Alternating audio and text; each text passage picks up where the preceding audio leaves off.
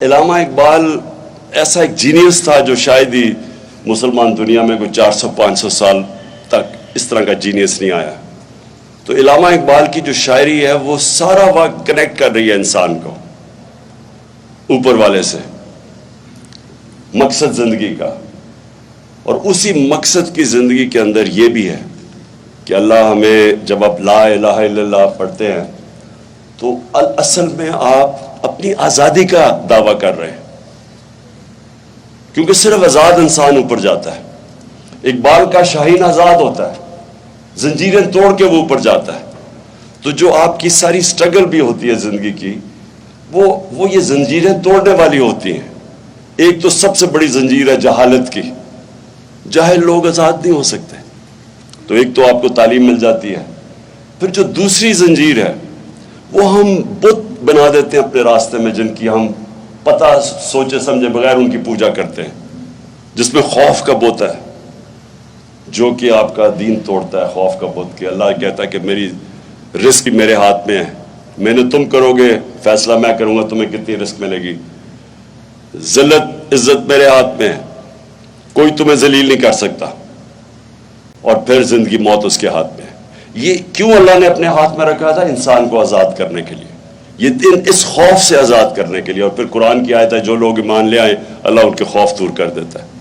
تو جو بھی زندگی میں جس نے بھی بڑے کام کیے ہیں، جو بھی، وہ ہمیشہ آزاد ہوتا ہے.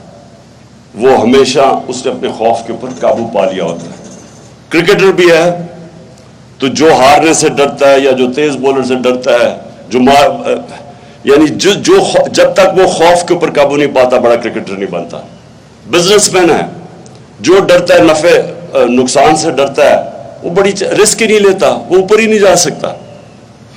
جو سب سے بڑی میں مثال دیتا ہوں، جو سب سے پہلا آدمی ماؤنٹ ایوریسٹ کے اوپر سب سے اونچے پہاڑ پہ پہنچا تھا، اس سے پہلے سب مر گئے تھے، یا وہ مر گئے تھے یا وہ فیل ہو گئے تھے ماؤنٹ ایوریسٹ پر چڑھنے کے لیے. تو اس نے اپنے خوف کے اوپر قابو پا کے اس نے پھر فیصلہ کیا. لاجک نہیں تھی. جو علامہ اقبال سارا وقت کہتے ہیں کہ عقل کا غلام نہ بنو. عقل تو کہتی تھی کہ اوپر کوئی جو چڑھے گا یا مر جائے گا یا فیل ہو جائے گا. ایمان ہوتا ہے، فیتھ ہوتا ہے جو کہتا ہے میں ادھر جا سکتا ہوں جدھر باقی نہیں جا سکتے. یہ آئیڈیلزم ہوتی ہے، یہ ایمان سے آتی ہے اور یہ اپنے خوف کے اوپر قابو پا کے آتی ہے. تو آپ کے پاس ایک بڑی گولڈن اپرچونٹی ہے. ملک میں اللہ نے سب کچھ دیا ہے. ہماری بدقسمتی ہے کہ ہم کبھی حقیقی طور پہ آزاد نہیں ہوئے. فیصلے کوئی اور کرتا ہے ہمارے، باہر سے ڈکٹیشن آتی ہے. انصاف دوسری چیز آزاد کرتا ہے. انصاف کیا ہوتا ہے؟ رائٹس دیتا ہے، آپ کو حقوق دیتا ہے. جب نبی صلی اللہ علیہ وسلم نے مدینہ کی ریاست سنبھالی تھی تو انہوں نے سب سے پہلے عدل اور انصاف قائم کیا تھا. رائٹس دیے تھے، خواتین کو رائٹس دیے تھے، پہلی دفعہ غلاموں کو رائٹس دیے تھے، اور پہلی دفعہ انصاف دے کے جو معاشرے میں پھر خوشحالی آئی تھی. پہلے انصاف آتا ہے پھر خوشحالی آتی ہے. کسی بھی معاشرے میں جدھر انصاف نہیں ہے وہاں خوشحال نہیں ہے. ساری آپ ڈیولپنگ ورلڈ دیکھ لیں، ساری ڈیولپنگ، ہر غریب ملک دیکھ لیں، جو بھی غریب ملک ہے اس کے اندر انصاف نہیں ہے. اور جو سب سے خوشحال ملک ہے، وسائل کے باوجود وہ خوشحال ہیں کیونکہ وہاں انصاف ہے.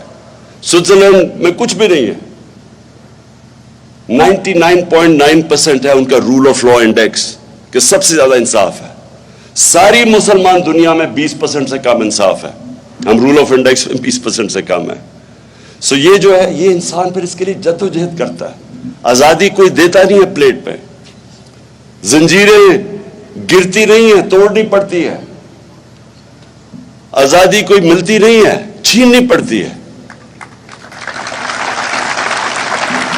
میں بڑا خوش ہوں، اور اتنی دھوپ پہ آپ بیٹھے ہوئے اس لیے میں نے بڑی مختصر تقریر کیا ہے. مجھے خوشی یہ ہے کہ اتنی زیادہ ہماری اس علاقے میں ہماری فیمل ریپرزنٹیشن ہے. یہ بہت خوشحال چیز ہے ہمارے ملک کے لیے. اور انشاءاللہ میں آپ سب ادھر سے میں ایکسپیکٹ کرتا ہوں کہ نمل یونیورسٹی سے اس ملک کی فیوچر لیڈرشپ نکلے گی.